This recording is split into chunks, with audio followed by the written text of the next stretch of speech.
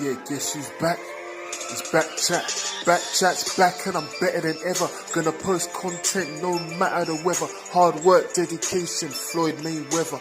Bomb squad, about to put the game on a stretcher. AJ had a couple of off nights. Root switches, lights off and Usyk hitting with straight rights. Canelo chasing greatness but came up short. Javonte Davis knocks out Rolly, man, that's what I thought. Terence Crawford pound for pound on everybody's list. The big fish gonna do the talking with his fist. Teofimo still planning the takeover. Haney, Shakur and Davis are taking the game over. But guess who's back?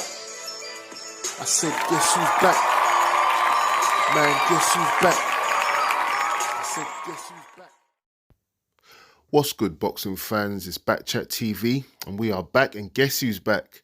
Anthony Joshua's back against Jermaine Franklin. Good matchup at the time.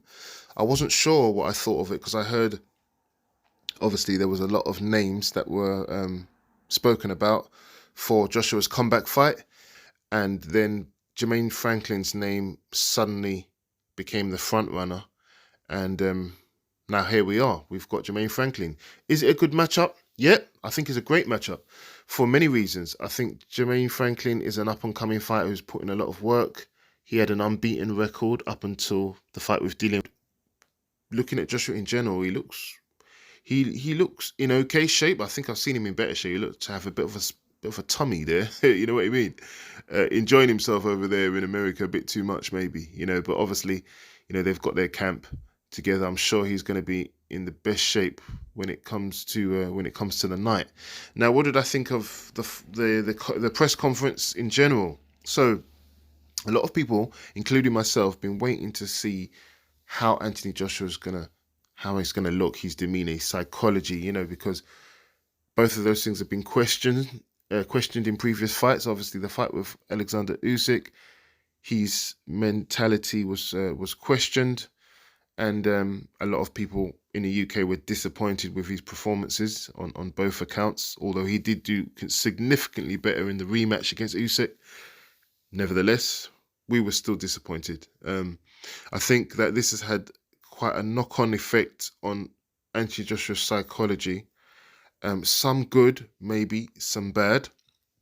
I feel like from Anthony Joshua's interviews that he's had, that I've seen him do before this press conference, I think he's been through I think they call it like the 5 stages of kind of, getting over something, getting over disappointment. They often say that there are some stages that you go through when you're getting over disappointment. And Joshua's definitely shown those signs. I don't know exactly the stages, but they say, anger is one of them. We definitely saw that post-fight with Alexander Usyk while they were in the ring. There's kind of denial. We definitely saw that when he was like, I won this fight. I was a real fighter. I came to fight. I didn't just move around. This is kind of denial. And then he kind of transitioned into kind of acceptance and, well, first there was kind of a bit of bitterness. I saw some bitterness, and I can still see a little bit of bitterness in Joshua, but I feel like this is towards the fans, because I think when he started boxing and when he was on this, amazing run in boxing, basically just running through everyone, his support, shot from 0 to hundreds of thousands of people supporting him. And that's it's very difficult to know how to take that sometimes, because they put you on a pedestal as, the best fighter. There was a time when people thought that Tyson Fury wouldn't have a chance against AJ. You know what I mean? And this is the time the British public were really behind Anthony Joshua. And I feel like Anthony Joshua took that personal, like a lot of people do, took it to heart as he's fans. These people are supporting me. And they knock you down, man. That's just life. When you're in the public eye, when you're winning, you're amazing. When you lose, you're rubbish. They throw you in the bin. And I feel like Anthony Joshua kind of feels this way. Personally, it's just my idea. From how Anthony Joshua acted in the ring post-fight, when he went on that kind of rant about his life and how difficult it's been to train and stuff like that, I think a lot of that disappointment was fueled by the expectations of the public. especially when you care about what you're doing and you're passionate about what you're doing, you really care about the support that you're getting, and that can be a little bit of a red herring in a way, because you end up fighting, you end up feeding off that support of the crowd and the public. But then when it goes wrong, what do? You feel betrayed, basically. And that's what I saw in Joshua. I think that was one of the things that fueled his meltdown.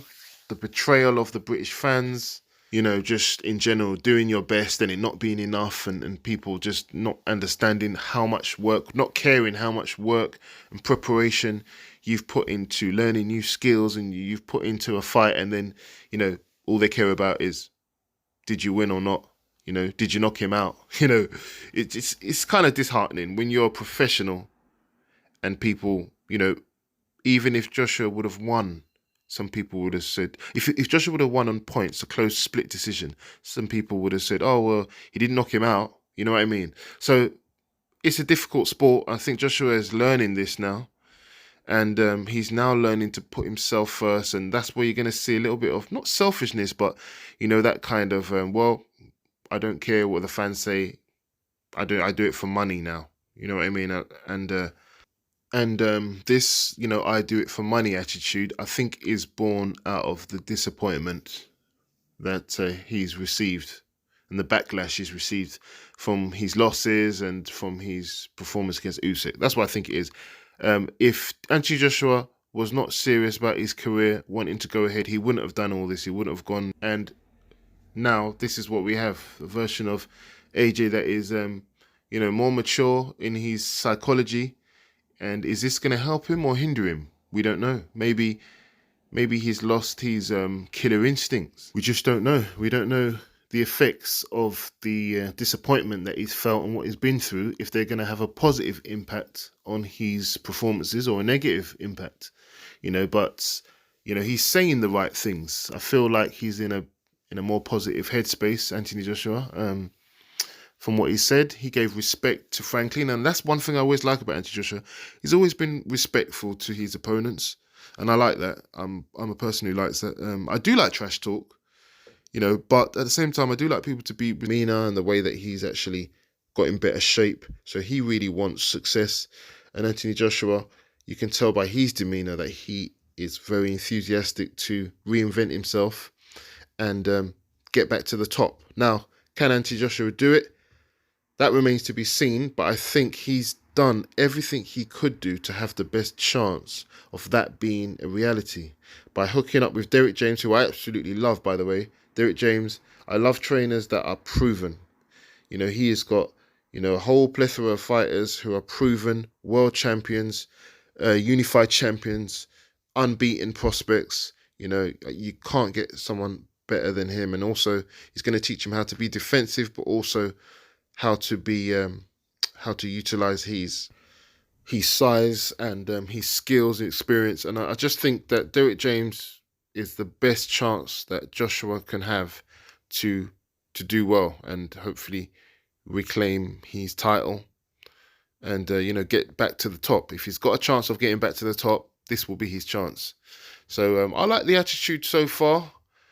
Will it translate into the ring? We don't know. But I like everything about this. I'm actually quite excited to see the fight. I think they've made a good fight here on the Zone. They've made a really good fight here.